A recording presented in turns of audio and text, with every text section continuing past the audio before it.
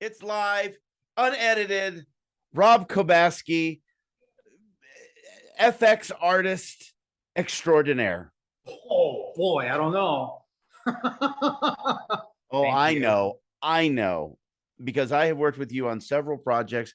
I've had the pleasure of coming up, walking through your studio in I Phoenix, remember that. Arizona, and I'm going to give you a lot of shout outs because there are people all over this country that need to know about you and need to be working with you.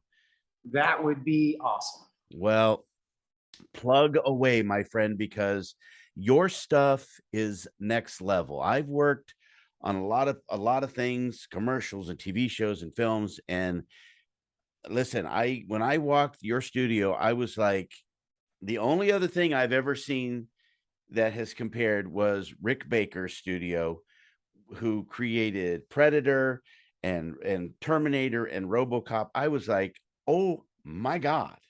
Are you just saying that? No, well, I literally just said it, but no, I told you. I remember when I walked through, I was like, this is not special effects. You're an artist. Oh Thank my you. God. That's how I snuck in. That's how I snuck in, because you're going to ask me how I got into it. Yeah. And that answer is going to be because I'm an artist and I'm a sculptor. And I feel like I snuck into film because I'm an artist. And thank you for that huge compliment, man. Not being compared to Rick. Are you kidding me? It is completely justified, because when I walked into your studio, I was like a kid in a candy store. I was like, man, this is like Christmas morning seeing this stuff. Thank you. Just the level of detail. But I mean, you recently got a lot of promotion because of the werewolf. Yeah, somebody stole my BTS video off my Instagram account, and I didn't think of maybe marking it. So this couldn't happen, and I learned the hard way. But any long story short, somebody took it and scared the world on the other side of the world, thinking that the Brazilian army was jumped by this thing, and this thing was shot, and everybody believed it, and and I got like 40-something thousand followers from the other side of the world following now to this day. And it's kind of interesting how that all happened and everything. So what people don't know, they're listening, is Rob created a life-size werewolf, half a werewolf laying on its side.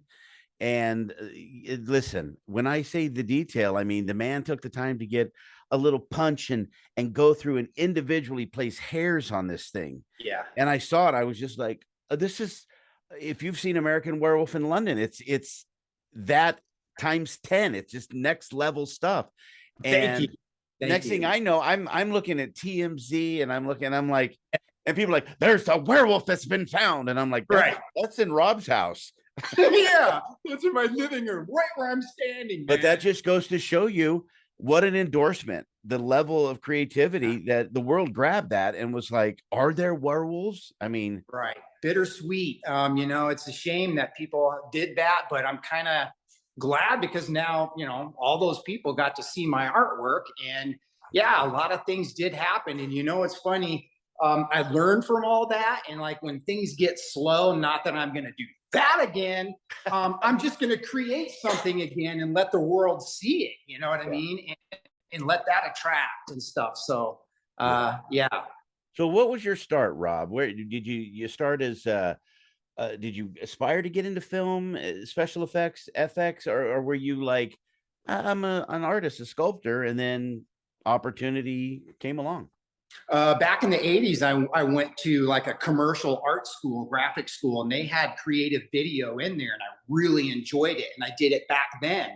And then one day I kind of just woke up, and we have the internet now and all these groups, and I don't know how, I really don't remember how I'm like, I'm going to get in and try and introduce myself to film. Mm-hmm. And I got in there, and I'm not going to lie, I got eaten alive, man, spit out to the curb, and I had to get out of the skating rink for a while and everything and get it figured out.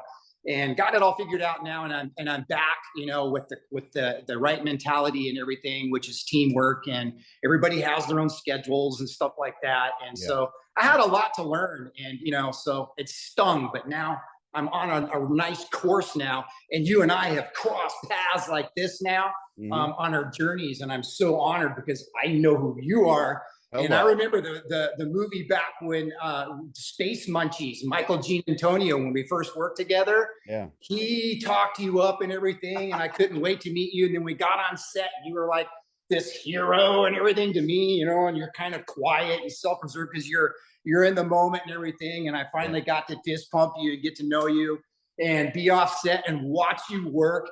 And me and the director, Michael, we couldn't even contain ourselves and be quiet on set because of the antics and stuff you, sir, were doing and everything. Fun. And not to get off subject or anything, but you are like a super, like way up there kind of a guy with lots of, I have lots of respect for you and everything. Thanks. And you were really the first star person that I've ever really got to work with and everything, and a couple times now, and I'm very honored to know you, sir. Heck yeah, the last one we just did, Life Stealer, was awesome. Yeah, and again, great work. And as we do this, you know, you and I are talking here, and what you do is so visual that we're gonna have the video, but I am going to just slather this with videos and pictures of your work, so everybody's going to see that this is not just you and I talking. I'm going to be putting up, it's going to be a whole lot of pictures and a whole little of our face, because the stuff you do, we just worked on a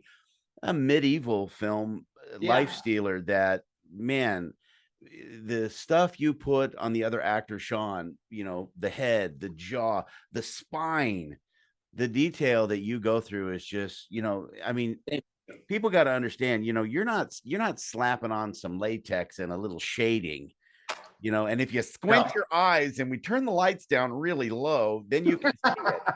Yeah. But I mean, you do stuff that I walk in the room and I go, hey, this don't go, Lord. I mean, it's just, it's that realistic. I mean, this is, thank you. Thank you. There's, you know, let's face it, there's a lot of people out there that are earning a living. There's lots of room for us all and everything. But I feel like maybe I have maybe just a little bit of an advantage because I'm a sculptor and I can incorporate all the things that I do in this on actors now, and blending, you know, encapsulated prosthetics and stuff like that, and really go to the moon with all this stuff. I study Stan Winston, stuff like that. And I think that's what gives me personally, the edge. I don't know everybody's story. There's a lot of people that don't even sculpt and create stuff like this, and they've done way more than I ever will. I don't know how they do it, and that's another thing that scratches my head. You know, how do you get in? How did you get here? How did you get here? Everybody has a story. It's very interesting. But mine is through sculpture and art. Yeah, and it shows. It shows because, you know, Stan Winston, Rick Baker, Lucas with Star Wars, you know, and Rob Cobasky. Those are the big four as far as I'm concerned. Because I'm serious. I have never seen, you know, in Los Angeles, sure, but in Arizona and anywhere else, I have never seen that level of just detail, and just, it's amazing. And you did on the medieval one, you were working with squibs. You do effects like that too? Yeah. We I work with like a pneumatic one that I can control the pressures with and stuff like that. And I remember working with other actors, and they were very concerned because they thought they were the exploding kinds. And he's like, wait a minute. Like, no. Yeah, explain to him that it's safe, it's pump, you know, I have to explain, you know, air, you know. Yeah. Can't hurt, you know, I could still, we could still do an Alec Baldwin, I suppose, you know, it projectiles out. I mean, if you're gonna edit that out, I'm sorry. No, you're good. Listen, hey, I was on Rust. It's like a freaking gun still. Yeah, I was on the movie Rust, and a lot of people after I left. Oh, really? Yeah, 3 days after that happened, I was done, and you know, and then a lot of next thing I knew, the New York Times and Inside Edition and all these were reaching out to me. You know, we saw you on IMDb. You're on Rust. What happened? And I was like, hey, I got nothing to say, because I know there were a couple of extras that stepped forward and they were like, here's what happened. And I'm like, yeah, dude. Right. Yeah. This side's better right here, my left side. I was like, yeah, no, man, I did not know that. Yeah. That's crazy. Very controversial. I have an opinion. You have an opinion. What's your Anyways, opinion? Let's share. We're talking here. You tell me your opinion. I'll tell you my opinion. man, we're gonna get shrapnel. Let me get my bulletproof vest first. No, I grew up with guns, man. When a gun's put in my hand, I check the sucker, man. I just don't point and pull triggers and stuff like that. Yeah. He pulled the trigger. He killed somebody. I think it's manslaughter. Yeah. I wasn't there, but everybody said, yeah, he had the gun in his hand and then went off and it killed the girl. Oh, shit. I am on the same page. I grew up with guns. I have guns. And this is as much as I said on the subject one time on a podcast. And I said, listen, everybody's asked about it. And I said, this is just my opinion. That's all it is. I go, Yeah. If you've ever worked on a set of a movie, let me explain something to you. Everybody is there to do a job. Everybody. And you know what the actor's job is? To show up and be pretty and to know my lines. And that's it. If I need somebody to do my hair, there's a person. Somebody's going to do my makeup. They hand me the clothes to put on. Somebody stand here, look here. There's somebody for lights. My job is not to be a professional gunslinger. So I think it's on the responsibility of the person that hands him the gun that says it's safe, gives it to the next person. It's safe. Me personally, I would be looking through it. When Michael Giantonio handed me that shotgun on Yes. Munchies. And the first thing I did was look in it. So, I mean, yes. I don't know if that's an opinion. I just know that on a set, there's somebody for everything. If you need food, I'll go get you food. You need a drink, I'll go get you a drink.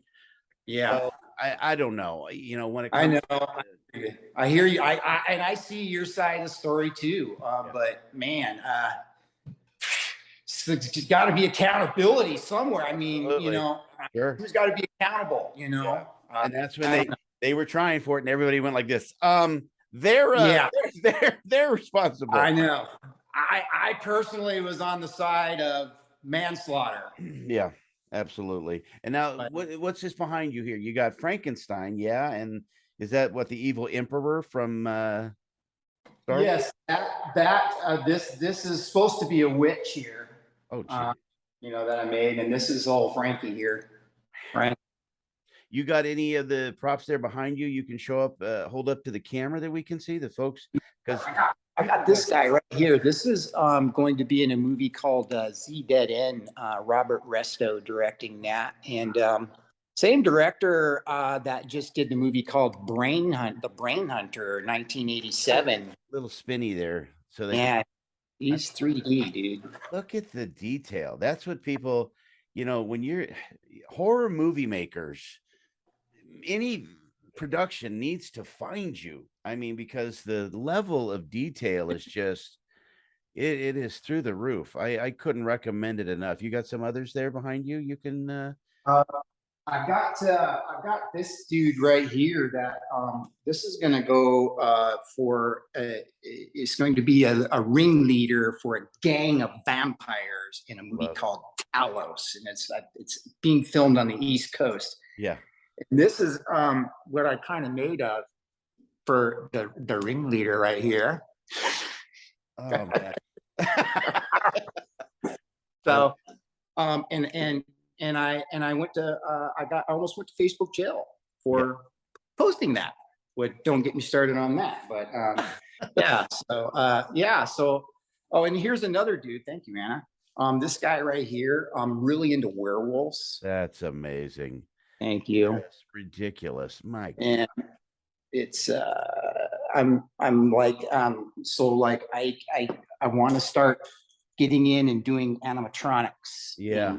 And puppeteering, and figuring out how I can include one arm in anatomy, and I want to do a like a transition sequence, like American Werewolf in London. That is like, back to Rick Baker and stuff like that. I study him, and I don't try to copy. I try to do my own thing as a sculptor. But I mean, a dog's a dog, and guess how I do it different and stuff like that's a little different.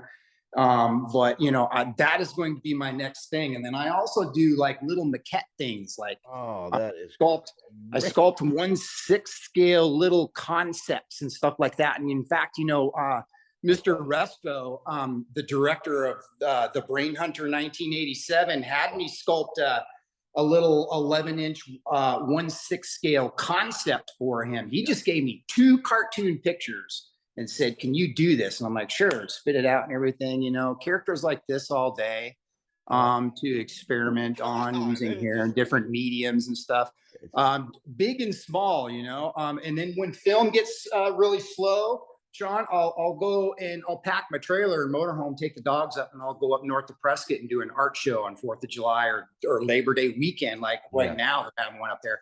Yeah. And I'll set up all my art up there and I sell out. Yeah. I bet you do. I mean, people need to find you. Commercials, TV, film, people that do haunted houses. Big haunted house productions need to find you, because this stuff is next level. I always had a goal of, I thought it would be neat because I know at Comic Cons, they always have costume contests.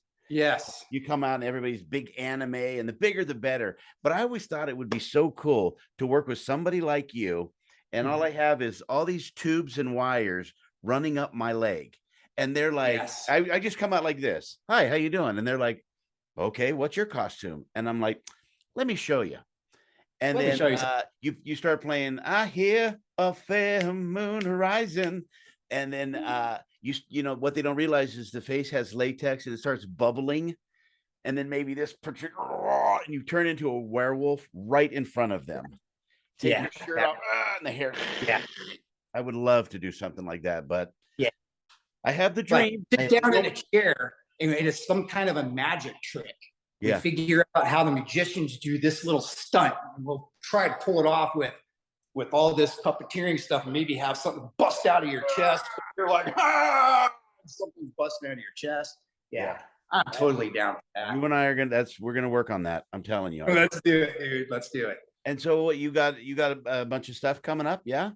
Yeah, I'm off to Chicago to finish up Torture the Flesh. We've been working on that for about 1.5 years. It's a serial killer movie. I don't want to give anything away, but we're going to film the final scene with my squib again, like we did on you on Life Stealer and everything. We're going to be using that a little differently this time. I got to hook it up on the actors and remotely shoot them, and you know, while they're "Stop, freeze, sucker." Do all that stuff. And then I got another production picking me up on that set, taking me to another set on a 5-acre ranch, and we're going to film the movie called The Evil 3. And that's with Jason, Freddy, and Leatherface. Accidentally get out of a bus, full feature. We got some heavy hitters in that movie too. And to make long story short, we couldn't work out the logistics. There's a big actor in LA that couldn't come out for live casting and everything. And I'm like, "Man, why don't you just put me in that part? I'll live cast myself and I'll be the victim." He's like, "Man, that's awesome. I'll put you in the movie. We'll kill you. I'll switch blah, blah, blah, blah." So I got myself in the movie, and I'm going to be killed, viciously murdered by Jason. And I don't want to give it away. That's enough. But I started pre-production yesterday, and it's like 1.5 months away. That's how long it's going to take me, but it's going to be freaking epic, man. I can't wait. I'm putting all my babies in that one, man, because that one's going to be killer. Well deserved. Now, a lot of people, you mentioned life casts, and a lot of people may be like, "Huh? What facial life casts?"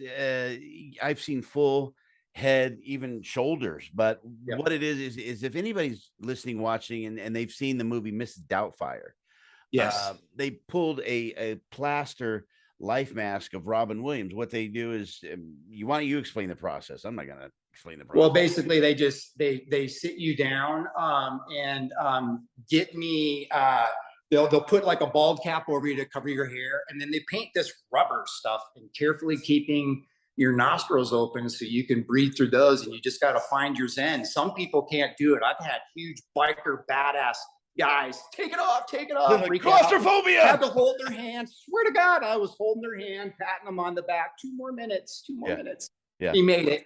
But I mean, it's heavy. You're encapsulated, you know, in silicone and plaster, right and left and everything, and you're just breathing through a straw, or you know, just your nose. And you know, so I just go ahead. I just did that the other night. My wife and I did that. So for the Evil 3, that's what I was gonna say. Go ahead. So when they do that, then basically what you have is from the wrinkles to the pores in the skin, a perfect replica of their face. So that way an actor doesn't have to sit in the makeup chair, 15 hours every day. You can pull these plaster casts, apply the latex and the makeup there, and it saves time on set. Boom, boom, boom, put it on. Yeah. Boom, baby. It's lots of pre-production, like when you're doing all this and everything, months of work and everything just to get on set and film for five minutes. Yeah, little known fact. I actually have a collection of life casts. I have about 18 of them. Really? Very famous actors and comedians. I have everything from Buster Keaton, W.C. Fields, Jerry Lewis, John Candy, Phil Hartman. Some of them, Jim Carrey's is like, you can see the pores in the skin. Just amazing. You have Jim Carrey's? Yeah. How'd you come up with those?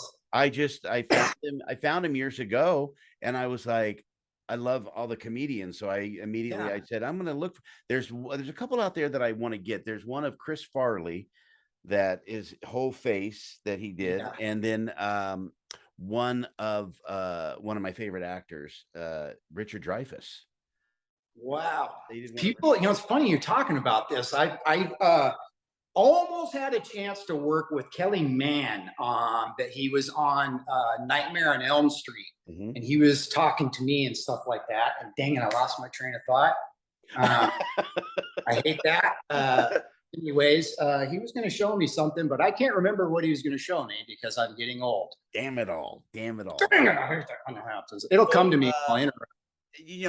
Anybody that aspires to get into film. Oh, I remember what I was going to say. Go. Hit it. He showed me he's a collector.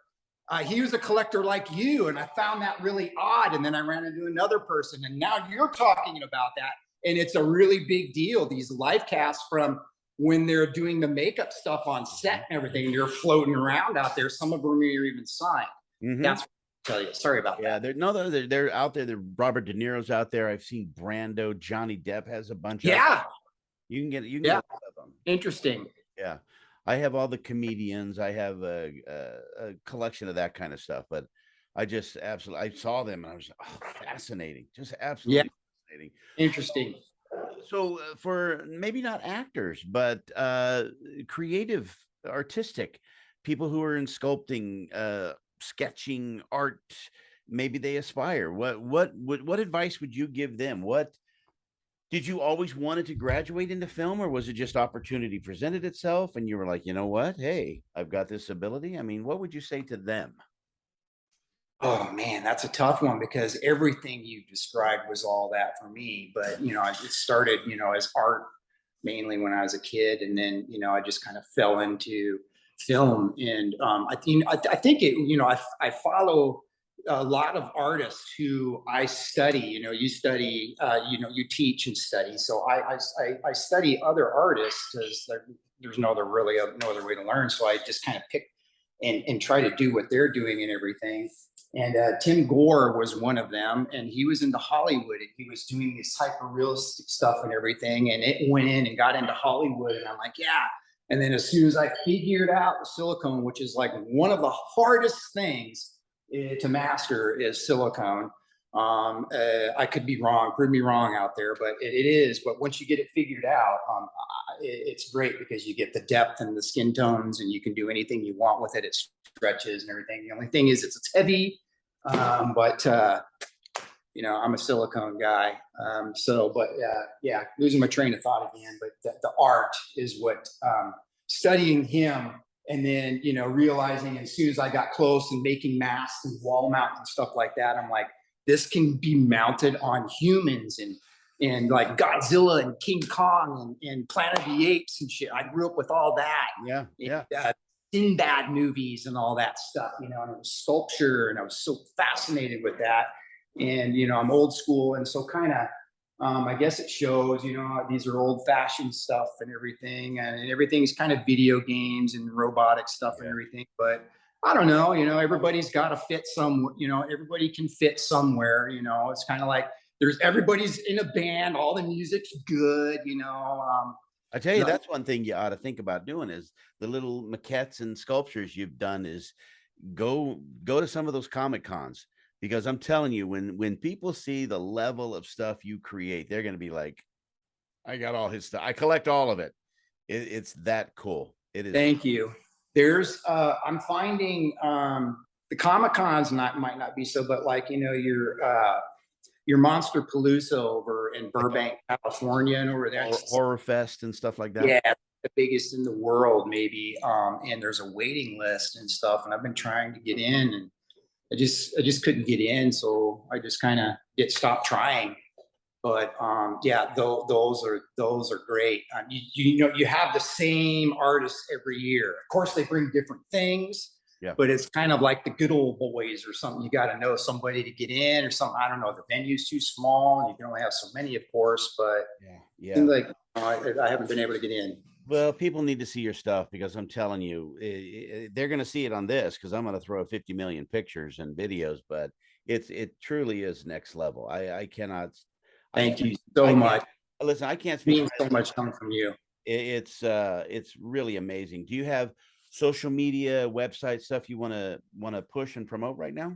Yeah, I'm on, you know, the Instagram under my name, Rob Cobasky, you know, Cobasky is how you spell that last name. And there, you know, it's just nothing but art and what I'm doing and what I'm working on, and time-lapse videos and behind the scenes stuff. And I'm also on Facebook also too. Under my name also there, right there. Yeah, those are the two. You know, I don't really have, I used to have a website, but it didn't do much, but I might end up having to do that eventually, because I keep going to jail for posting my work. It doesn't follow community standards. People go, oh, it's too violent, it's too real. That's how real it is. Yeah. The social media gods are like, whoa, wow, what is this? Right, I guess. You know, people, you got a hater, and I'm like, maybe I do. I don't know, you know, because I see posts that are just like mine, you know, and they post and they don't. I don't know. So whatever. It's very strange. But listen, follow Rob, find him, Rob Cobasky, on Facebook, Instagram, the pictures and the videos. It's a great gallery where you can see his work. And I'm telling you, filmmakers, horror filmmakers, TV, commercial film, you got to find him, because his stuff it's out of this world. It is, you know, there's 4 big ones, and he's one of them. He's one of them. You got to find him. That's why I wanted to talk to you, you know, spotlight. Thank you. Because it's amazing stuff. And I still will aspire to do that Comic-Con transition with you. Yeah, let's do it. I'd love to. Do you have a live casted you already, or no? No. When I came up and saw your studio, you were like, yeah, let's if you're up to that. I'm like, heck yeah. Hello. Of course I will. Well, all right. So yeah, then when we get a moment in time, and we can do that, I'd love to have you here so that I can live cast you, and then you can go. It only take about an hour, and then you can bail and go do your thing. And then now I'll have your live casting, and I can do anything and turn you into anything you want, and show up on set and turn you into that character. Love it. Love it. Yeah. Rob Cobasky, he is awesome. Find him, follow him, and check out the video. Rob, thanks for being here. All right, man. Appreciate you. Love you guys.